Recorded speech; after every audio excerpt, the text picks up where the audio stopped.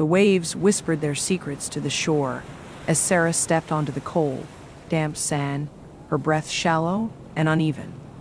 The night stretched endlessly before her, the stars above distant and indifferent. She pulled her coat tighter around her, though it offered little comfort. The sultry breeze stung her cheeks, mingling with the tears that refused to stop falling. In her hand, she clutched the letter, the one he'd left for her. It wasn't long, just a few lines explaining how he needed to find himself, and couldn't be what she deserved. Sarah had read it 100 times, hoping to find some hidden meaning, some shred of humanity, but there was none. Only emptiness. The ocean had always been her solace, her sanctuary. She and Daniel used to come here, walking along the shore, dreaming of a life they'd never have.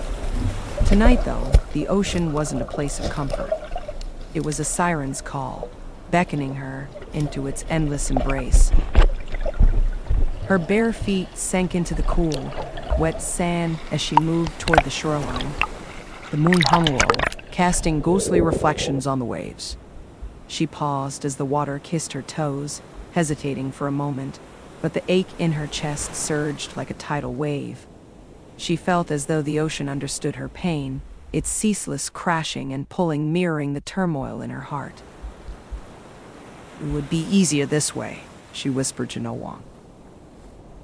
The water climbed higher, swirling around her ankles, her knees, her waist. She felt the chill seep into her bones, numbing her body but not her mind. Her thoughts spun, memories of his laughter, his touch, his promises. All lies, she reminded herself bitterly, lies that left her hollow. As she stepped deeper, the waves seemed to rise eagerly to meet her, their icy fingers pulling at her legs. Her breath hitched as the water reached her chest. For a fleeting moment, doubt flickered. Did she really want this? But the tide surged forward, and she surrendered. The world above faded as she let herself slip beneath the surface. Darkness enveloped her, and for a moment, she felt nothing. No pain, no anger, no longing, just stillness. But then, something brushed against her leg. A chill raced down her spine as the sensation grew stronger, a grip firm and unrelenting. Panic erupted, shattering the calm. She thrashed and kicked, but the force dragged her deeper. In the murky depths, shadowy figures began to emerge. Their faces twisted in anguish, mouths wide open as if screaming, though no sound reached her ears. They surrounded her, their hands outstretched, pulling her further into the abyss. Her lungs burned, her chest heaved, and she clawed desperately at the water, her mind screaming for air, for release, for anything but this. Then, everything went silent. A deafening gasp tore from Sarah's throat as she bolted upright in bed. Her hands gripped the sheets, damp with sweat, her heart pounding like a drum. It took her several seconds to realize where she was, in her room, not the ocean.